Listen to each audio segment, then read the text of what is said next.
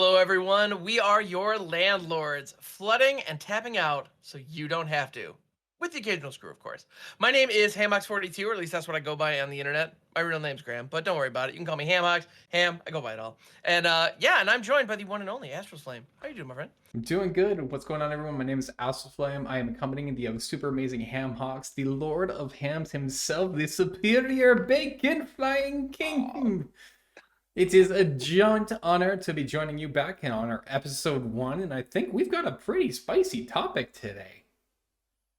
Absolutely, we've got a lot of stuff coming at you. Because right now we're recording this actually as going into the weekend of Magic 30, which of course includes the World Championship, and of course we just kicked off Brothers War spoiler season. So those are definitely the listings for you today. We're going to be looking at Brothers War spoilers as well as the World Championships. Are there anything else that you wanted to talk about before we? As we jump into it today. No, I think those listings are pretty tight, especially because, like, spoilers. It's new cards. I know, like, every time I'm like, yeah, it's new cards. Okay, then they should go up. It's like, oh, give it to me, hook it to my veins. I want new cards. Yeah. See, I honestly, I gotta laugh. So we joke about being like product overload and everything else, but honestly, it's like when we don't have new things to look at, I'm kind of like, right? Spoilers? Well, yeah, and the gap between New Capenna and Dominaria, it was like 5 months, So but long. it felt like 5 years. It took forever. It's like more standard products. I need more standard cards, and yeah, fortunately, we're getting into it. So yeah. And hey, Dominaria just came out, and Brothers War is literally just around the corner now. Exactly. Yes. Yeah. Now I think this timing is actually kind of perfect because we've all kind of had an opportunity to tinker with our Joda decks or our Retadribic decks. Don't worry, I'll keep trying those cards. But we've had an opportunity to kind of tinker with the cards we're gonna tinker with in Dominaria. But there's still plenty more to discover and explore. But now we have new cards into the mix that are going to interact with those in different ways. And I can't tell you how many times looking at Dominaria cards, I found myself saying, man, I hope in Brothers War there's something that can help support this. And so far, I'm getting the vibe, I'm getting the impression that that's going to happen, which I'm really excited about. Like, Karn Living Legacy is a killer example of that. Mm-hmm. Like, when that card first came out, everyone was just like, what standard deck wants this? And I was like, well, a standard deck full of artifacts. Like, well, what standard deck currently has artifacts? Like, well, currently none. But it's coming. Yeah. No, but it's true though. I will say, like we kind of touched in our previous episode, the missing feel of 2 sets in a block. I feel like how they are doing Dominaria into Brothers War gives me that feel. The sets have synergies, the story is linked, it's continuation, and by gosh, do I really just want to make a Mishra consumed by Gix deck already, because I want a 9/9 on turn 4. That thing looks insane. It's funny, like, that particular meld card, like, Rakdos aggro is absolutely going to be a thing, and 100%. Yeah, that card that card is nutty, man. Yeah.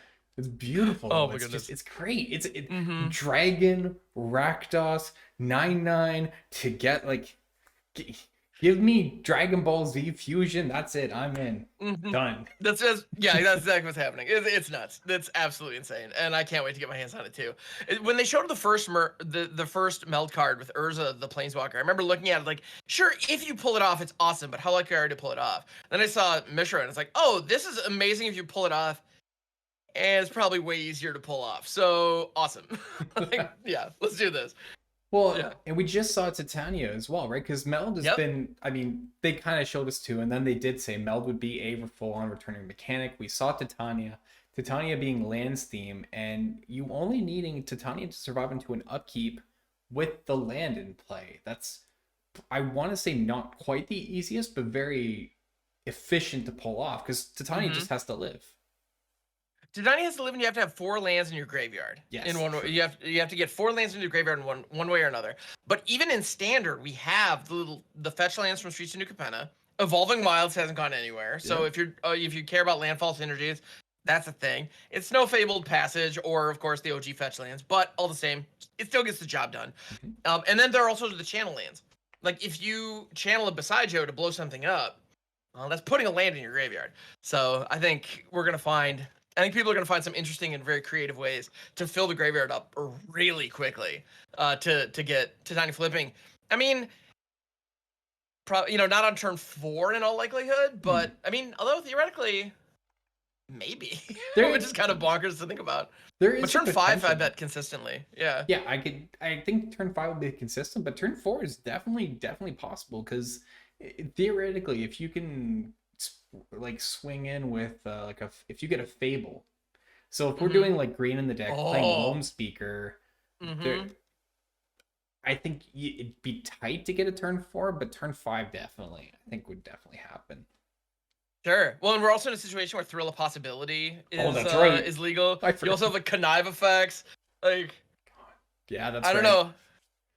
Yeah, they're just filling your deck full of lands that you can just discard to draw into your combo pieces is definitely a possibility too.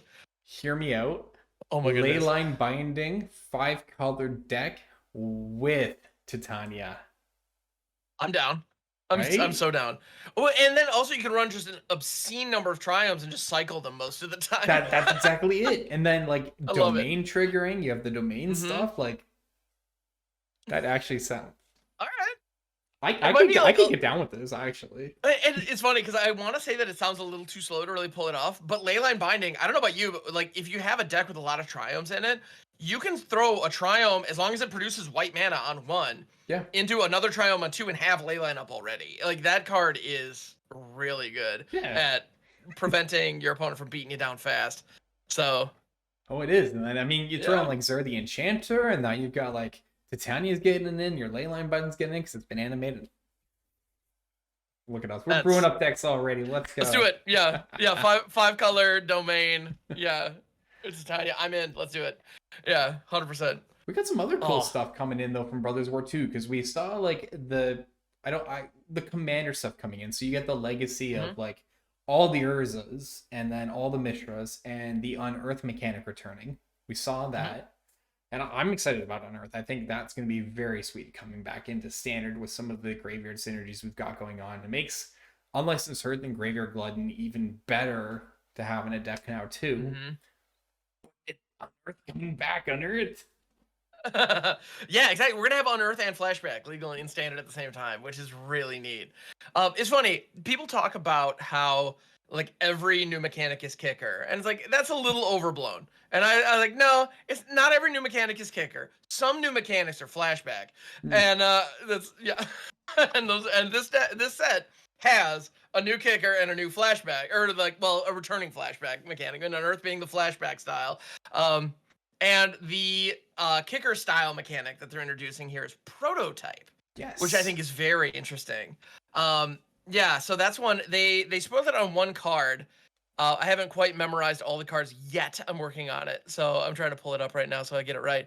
But it's the long and short of it is there are two different ways to cast this. There are two different casting costs, and if you use the cheaper casting cost, you get a smaller creature, but it still has all the same abilities, which is interesting. And the one they showed so far is an artifact creature, and I think flavorfully they probably all will be, because the idea is, we're telling the story of the Brothers War over time. And like you're saying, there are a lot of Urzas, a lot of Mishras. We have an uncommon version. There are rare versions and mythic versions. Plus the Planeswalker, the Commander face cards. Are, Urza Mishra as well, which of course makes sense, but different versions. Those are the 3 color variants for those. So the idea is like, okay, there's the prototype version of the War Machine, and then there's like the finished product, which is like the big scary one, and so the idea is if you play it for the prototype cost, it's smaller, but it still does the thing.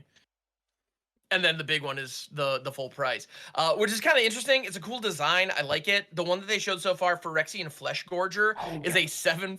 I think it's so good. The worm. It's a worm. It's a Phyrexian worm. I love Phyrexian worms.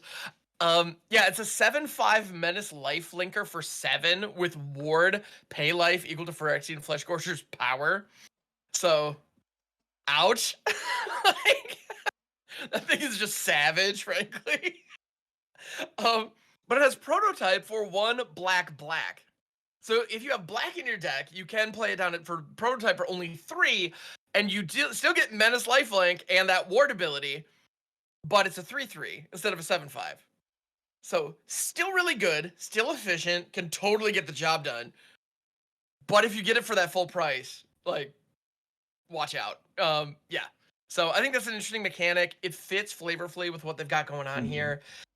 I also find it interesting that there's no counter on it or anything like that to keep track of which version it is. Yeah, You just are expected to know.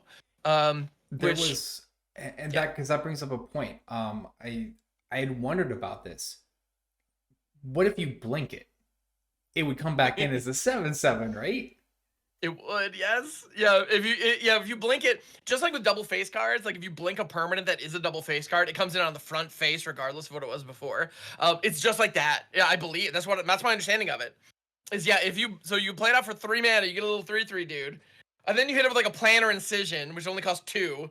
Blink it, it comes back, it's a 7/5. And Planner Incision even puts a plus counter on it for good measure. So it comes in as an 8/6 Menace Lifelink with Ward pay 8 life.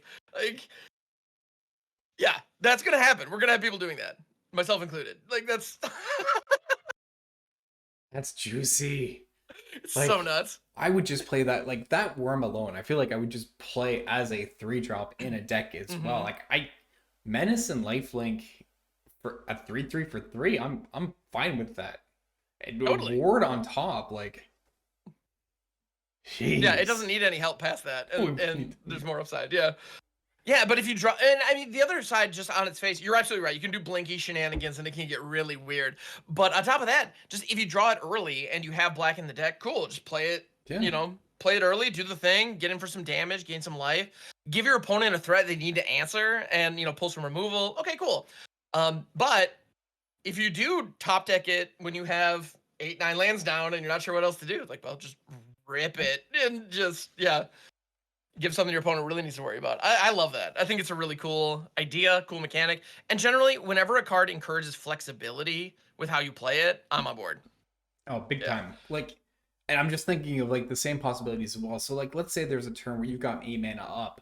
You could play this out as a, the 7 cost Hmm. version. But what if you also just have like a 5 mana card in hand? You want to be like, instead of this 7/5, I want to play this 5 mana card and this as a 3/3. Like, Yeah, totally. Nothing's stopping you from doing that. Yeah. this sounds like adventure to me, and adventure was a broken mechanic. A little bit. I feel like Yeah, this certainly was. I feel like this Yeah. is like maybe more balanced, but I feel at the same time I'm like, Yeah, I don't know. I don't know.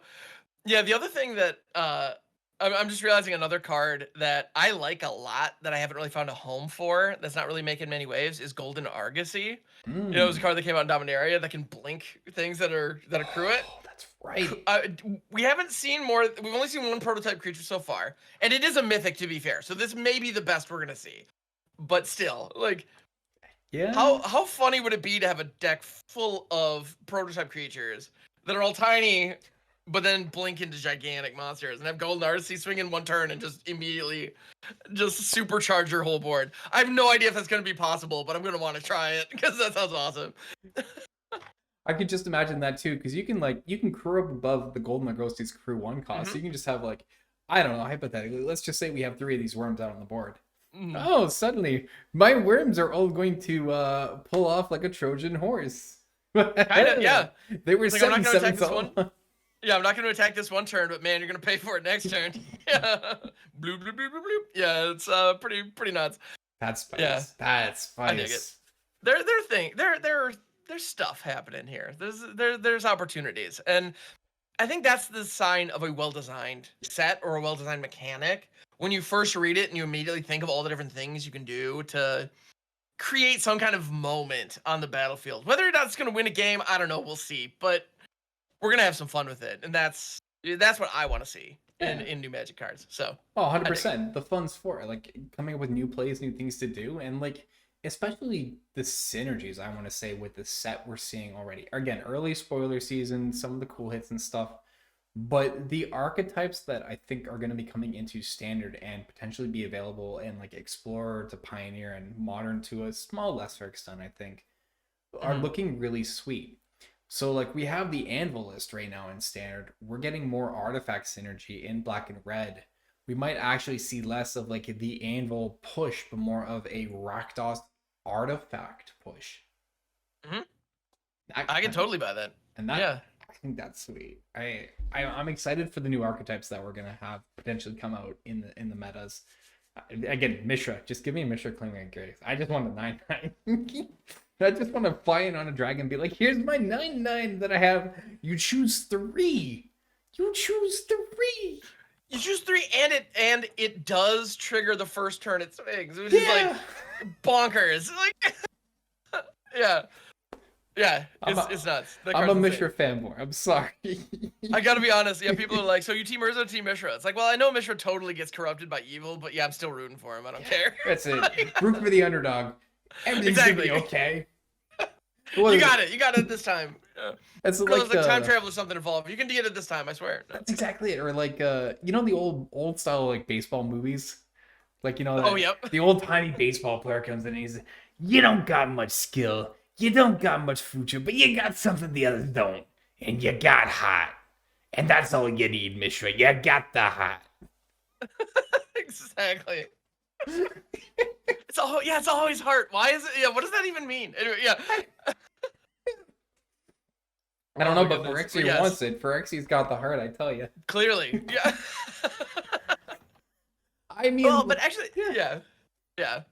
Well, just speaking of Mishra and Phyrexia in general, there are a couple other cards. There are a couple other cards that they spoiled in the last like 2 days since when we're recording this. One of which is actually the rare version of Mishra as well as the rare version of Urza. Yeah. And Mishra, Tamer of Makfawa. I don't know if I'm pronouncing that right, but is what it is. 4/4 for 5 with the passive ability permanents you control have ward, sacrifice a permanent. All permanents you have, if your opponent wants to target them with anything, they have to sacrifice stuff. That just seems rude to me. And then each artifact card in your graveyard has unearth 1 black-red. Fantastic. All right. It's just Mayhem Devil is getting a reprint in standard. It has to. Oh, oh my god. Although, to be fair, okay, my immediate reaction is just no, please no, because I immediately associated with Cat Oven. But as long as Cat Oven's not around, Mayhem Devil would be good in those Anvil decks, no question. It's true. But, like, maybe it'd be okay. I don't know, yeah. Or maybe, hear me out. All right, so Explorer, kind of tangent for a side. That's 5 mana. Your artifacts have Unearth. That means your Oven can actually have Unearth potentially for a turn. No, it's no. Wait, is it artifact or artifact creatures? All artifacts. You could unearth your oven. Yeah. If your opponent blows up your oven, you don't care. You just still bring it back. I actually think that might be Explorer Pioneer playable. Right? Yeah, exactly. Your opponent blows up your oven. You use Unearth to pull the oven back, activate it, sacrifice your cat, then sacrifice the oven to your anvil. That actually seems so good. Value. So Brothers Worth looking good. Yeah, there's some play here. There's something here. There's something here. We're doing good stuff here. Yes. Oh my goodness. It's nuts, dude. Absolutely nuts. Yeah. I'm so cool. Yeah, then the other one I'm super jazzed about is Gix Yawgmoth Praetor. Oh, that's right. That's a mythic from the set. It is a 3/3 for 1 black. Whenever a creature deals combat damage to one of your opponents, its controller may pay 1 life if they do draw a card. So it's kind of like Toski, but it's like a black Toski in that you do have to lose life to draw the card, but it's a May. Mm-hmm. And in multiplayer pods, if your opponents are attacking your common enemies, they can draw cards, which is interesting. I like it. But then it has this ability of pay 4 black, discard X cards, exile the top X cards of target opponent's library. You may play lands and cast spells from among them this turn without paying their mana cost. Or no, it doesn't even say this turn. You may play lands and cast spells from among cards exiled this way without paying their mana cost. Oh, it's not telling a turn. It's not telling a turn, you just get them. I just thought you had to rip them that turn. I'm sorry, and this is a 3-drop? It's a 3-drop. Wow, okay. 7 mana steep. Mm-hmm. But still, that is a fair payoff. A 3 mana 3/3 that draws, I like. Yep. That just seems good. It seems good, right? It seems good. Yeah. I like that.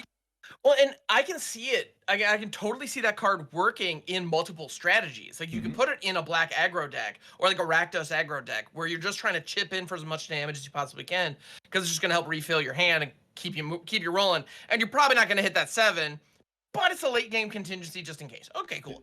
Then there are control decks that have other ways to draw cards that don't really care about the combat damage ability, that are really just going to just take a big chunk of your library and just free roll it out of the battlefield.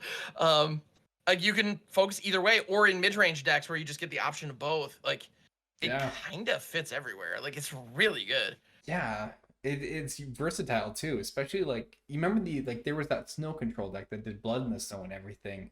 I know like Invoke Despair kind of has taken over where that was. We don't really see the mono black decks at the moment, but run this in the mono black decks now and just have a good way to chip up that damage, get some incremental card, and suddenly, not only are you Invoke Despairing them down in permanents, but you're stripping away their library too. That just, ooh. I mean, it's good. It's that good. Sounds good. It sounds good, right? Just because I think I missed it. Is it combat damage? You can pay the one? Okay, it's combat. Okay. Yeah, it is combat damage, so you can't just be pinging your opponent. Otherwise, holy cow, that'd be, yeah. I know, right? If only. If only. Damn it. Yep. Yeah, combat damage to one of your opponents. So yeah. Yeah, but still, cool stuff. I'm excited about that one. Obviously, there are a bunch of cards that they've spoiled. We could go on for days about them. Were there any other ones that you wanted to talk about while we're here? No, that was kind of it. I mean, aside from like, I am interested in the Urza, the rare Urza. I don't know what deck I ultimately will want to fit it into, but I'm intrigued by it. Something about it just kind of has a sense to me that this is like a 2 of in a shell, and it's gonna have its day. Okay. I don't know why. I kind of get that feeling for it. And I like that. I do. I like that idea a lot because, yeah, Urza, Prince of Krug, it's a 2/3 for 4, 2 white, blue, which, so stat line's not great, but it says artifact creatures you control get +2/+2, and you can pay 6, create a token that's a copy of target artifact you control, except it's a 1/1 soldier creature in addition to its other types. So you can copy non-creature artifacts and turn them into soldiers that have whatever other abilities those things have. So that could get very interesting very fast. And on top of that, yes, the soldier is a 1/1, but as long as Urza's on the field, it's a 3/3. So yeah, that's pretty cool. Which is fine. Yeah. Oh, there's just something feels like there's a combo piece that we just haven't seen yet. But I feel like it's there. Yeah, I wouldn't be surprised if artifact creature aggro could be a thing, or artifact creature like go wide could be viable in this set. A card that they have not touched on in any way that I would love to see, that, I mean, the majority of the set still hasn't been spoiled, so fingers crossed. Reprint I would love to see here is Steel Overseer. Ooh. I don't know if you remember that one, but that little guy with Urza would be amazing. Steel Overseer, it's a 1/1 for 2 and colorless. Artifact creature, tap, put a +1/+1 counter on all artifact creatures you control. If you haven't had an opportunity to run an aggro deck with that thing, oh boy, get on it. It's fun. Because your whole team just gets huge really fast. And if you have modular synergies, especially if you're like in Historic or something, then like it gets nuts. Yeah, put that in the deck with the Ozolith. Just go to town. It's awesome. Oh, the Ozolith. You don't even need Ozolith. It's just, that's win more. But yeah, it still feels really good. But Urza, Prince of Krug would totally fit in that kind of a shell where you have a lot of cheap artifact creatures that are doing cool, unique things. And we even have like Iron Apprentice is one that is legal and standard right now that kind of fits that same mold. That would fit into that style of deck really nicely. Patchwork Automaton too. Holy cow, that thing's amazing for something like this. Hear me out. Yeah. Fire away. Mech Titan Core in Urza, because it's gonna fit in that synergy. Okay. Because then you could pay 6, create a copy of the Mech Titan. And Power Stones. Insane. Karn Living Legacy with Power Stones to pay for the artifacts that pay for the cost, and then you get more Mech Titans and more 10/10s, and I mean it's legendary, but more 10/10. Yeah, it's a cool idea. I dig it. I definitely dig it. That might Mech actually. Titan Core, man. If I want to live in a standard where Mech Titan Core is a viable deck, like that's Yes. where I want. That's exactly what I want to do. And yeah, Urza looks like they're kind of telegraphing something like that might be possible. So It's gonna yeah, it's be. intriguing. It's gonna be beautiful. Beautiful Mm-hmm. standard. Oh, oh yeah. Oh, and Monastery Swiftspear is getting Oh reprinted. yeah, that's right. We just talked about Just that earlier too. just show that out there. Yeah. Did they give a reason as to why it's getting reprinted? Like, I'm not complaining. Like, Prowess coming back. That card is a good card. Put that with Jaya. That's great. But did they give a reason as to why? Not that I heard. You know, I was streaming this morning and somebody popped in my chat like, by the way, yeah, did you get the news? And I was like, don't be playing games with me. You don't mess with me. You're not. Yeah, it's like no, I'm serious. I'm dead serious. Like I gotta look this up. So yeah, but yes, no, Monastery Swiftspear is coming. I am not aware of any particular reason. But I can all of a sudden see why they didn't include it in Explorer Anthology. Yeah, no, it makes sense. Like, okay, that makes sense now. Reprint. Yep. Yeah, because let's just print it into standard. Okay. But I mean, we're now living in a standard where we have Monastery Swiftspear, Liliana of the Veil. There are one or two other like insane reprints that are currently legal in standard that just it blows my mind. But here we are. Yeah, so Swiftspear's coming back. It kind of like this kind of reminds me of the modern format. I think 4 to 5 years ago, where like Boomer John was running into lilies. You had like this Is It Prowess deck with like Delver of Secrets and cantrip spells and playing in Swiftspear. I mean, it feels like I wouldn't be surprised if we do see like an Is It Spellslinger deck, because you got Hwati Jin, you got Swiftspear, you got you got cantrips, so Absolutely. Yeah, you got what is it? Something anger. The anger. Yeah, the name's escaping me. Ancestral anger. I want to say. And it's the one drop where it buffs something, gives it trample, and then you draw a card. Yeah. Like that card's great. You got like you got Consider. You have even Otherworldly Gaze. It doesn't put a card in your hand, but it like helps smooth out your draws really well. So maybe it's like a 2 of. That's an option. But yeah, we got the Jin. You may want to run Tellurian Terror. Totally up to you. But yeah, there's a lot. Also, we're in a situation with Impulse as well. Like, that's right. Casually here. So yeah, that deck could actually be insane. A Delver Swiftspear deck could totally be a thing. And I kind of want to see it. And I bet in a month after the set releases, I'm going to be pretty sick of it. But for right now, I'm intrigued with the possibility. You're just happy. This is the standard I want to live in a month later. Why did they reprint this card? Why is this legal? What was what? Oh, it's a mountain again. Oh, Swiftspear again. Oh. Exactly. I don't think it's gonna get that. The thing is, the mid-range and top-end threats, we have Sheldred, we have Fable, we have Wedding Announcement, we have like the new Teferi, which like doesn't fit that kind of style at all. Yeah. Like it's a very, very powerful, game ender at the top end. So we have a lot of cool finishers and a lot of really powerful, mid-range, high-end threats. The aggro decks need tools if they're gonna stand a chance. Like getting rid of Meathook Massacre was a big deal for Standard to help kind of give those decks a shot.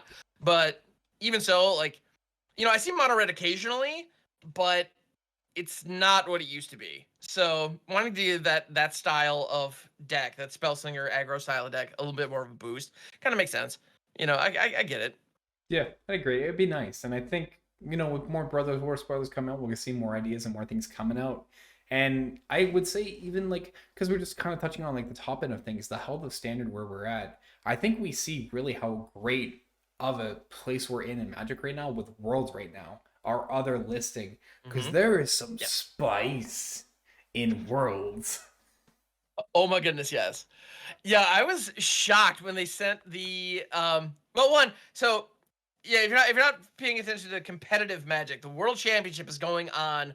Actually, as we speak, right now, this moment, they are actually there are 32 folks in Las Vegas competing for the coveted spot of being the world champion, and I'm excited. I think it's awesome. Can't wait. There are a couple of really cool competitors who I'm really rooting for, and so they're doing Standard, Explorer, and Limited. So they're doing all of them. So they're doing Dominaria United drafts, they're doing Standard, and they're doing Explorer, and the Explorer metagame breakdown was cool. Like Abzan Greasefang was clearly like the top dog, 100%. top rat, whatever they want. Yeah, it was definitely the one that like most people gravitated towards.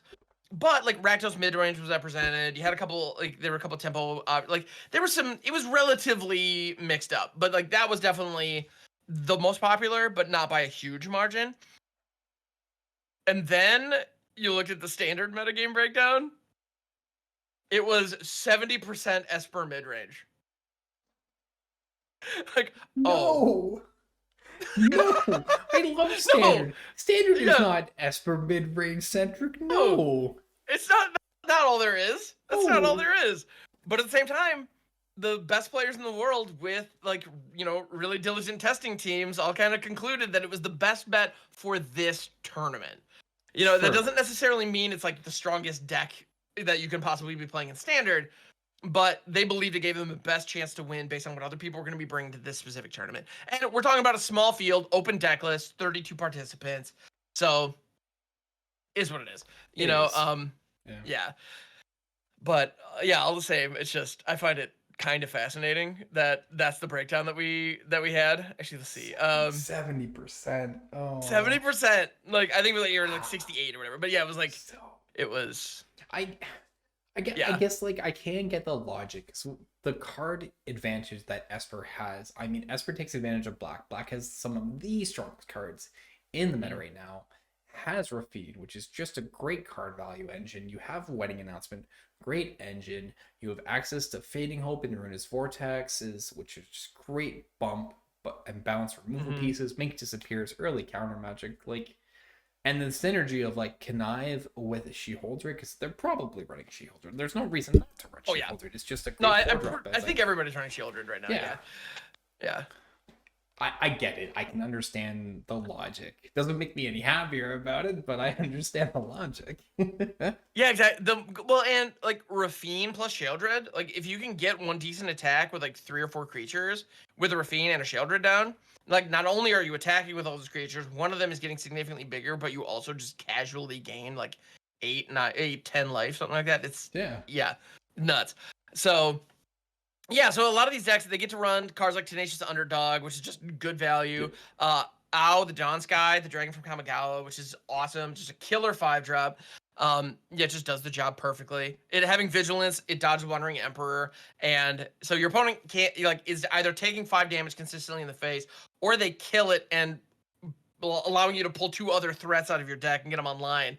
And that thing's nasty. You also have Rafine, Scheming Seer, which is just, I personally think, just hands down, actually, this isn't a particularly hot take, like, hands down the strongest of the Capenna, like, crime bosses. No offense to Zeotora. Zeotora's great. I love her. But, like, Rafine's just so efficient and just so tight. Like, absolutely agreed. Card's great.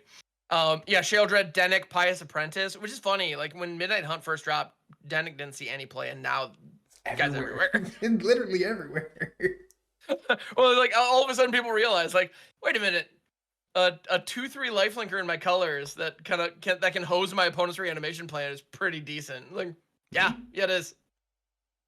Yeah, so that's great. You have Kaito, you have Wandering Emperor, you have Wedding Announcement, like you mentioned.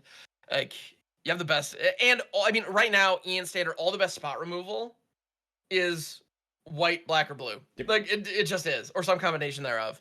So, yeah, makes sense. Play the best colors. Yeah. It does well, and I mean, it showcases. And I will say, like, some of the choices for some of the decks and changes that were going in seemed really interesting too. Like, there was the one Jund deck we kind of shared, and that was a really sweet take on Jund. I think it was one of the few, like, obviously 70% in the meta being Esper, but you know, this was like a really low curve Jund deck, and it plays Invoke Despair, but it shows like the color quality when you're playing just one of the best colors, the card you chose, and you know, Invoke Despair, great card.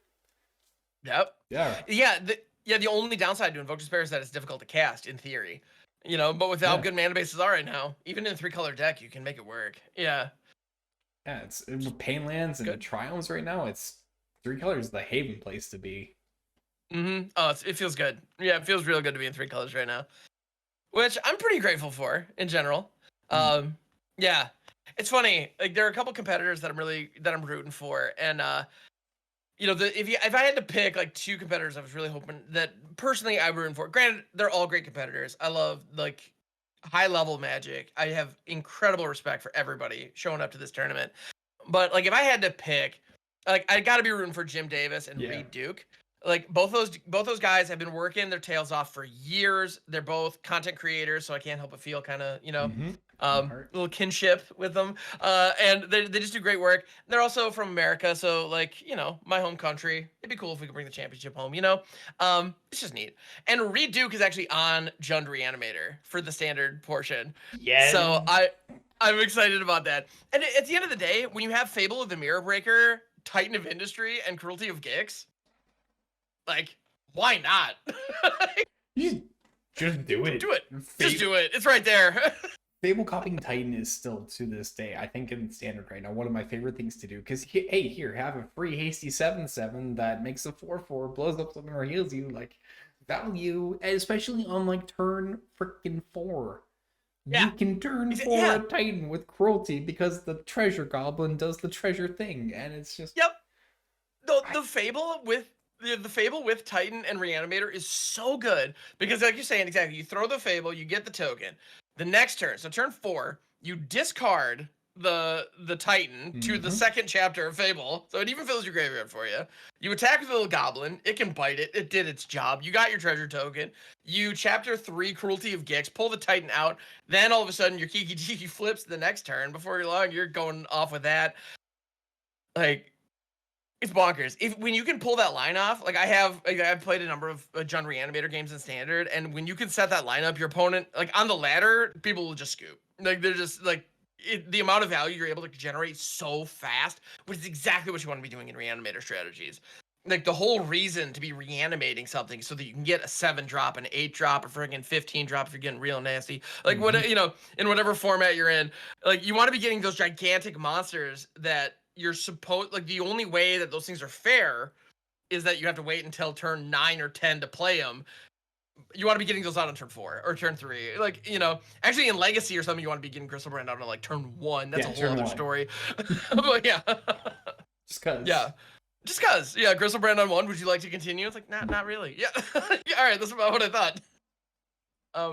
Yeah, no, I remember when I was first getting started and I did the first game that I used a Dark Ritual Entomb Animate Dead. The first game I did that, I was like, this is the greatest. That's this is the best feeling in the world. My buddy I was playing against is like, you just won that game. You just won that one. Like, all right, that's about what I thought. Like, all right, sweet. Yeah, it's awesome. And that's the dream, right? That's the pipe dream that we're all trying to get to with Reanimator. And this is the closest I think we've seen to anything like that in standard in a long time. Because Wizards has learned their lesson. They don't print cheap Reanimator spells anymore for good reason. Yeah. Well, and I mean, like, Cruelty of Grix as we have one of the reanimation spells, she holds its expertise. And I mean, that's 4 mana with a hefty cost of, like, reanimate. And that's a 4 mana spell versus the 1 mana reanimate. So, yeah, I'd say they learned. And it shows even, like, I would root the same as you. I'm rooting for Jim and Reed. I'm hoping one of the two. Jim's a really sweet person. Reed does some really sweet stuff. So it would be really sweet to see those, especially if like that Jund Reanimator deck just takes it in. It'll validate me as a Jund main player, and I'll be like, right? I told you, Jund's good. See, Jund's good, everybody. Yeah. Well, the thing I love about that is not just he's on Jund, but it's like him and I think there's one other competitor who's actually on Jund, and he's the only one who actually registered a Jund Reanimator list. Like actually label it Reanimator. The other is a mid-range list. Yeah. So I love everybody. It's like Esper. He's like, nah, Jund's where it's at. Like, yeah, you're not wrong. Like, yeah, I would love to see that list. Just take it down. Yeah. Yeah. No, that'd be fantastic. Good stuff. It is.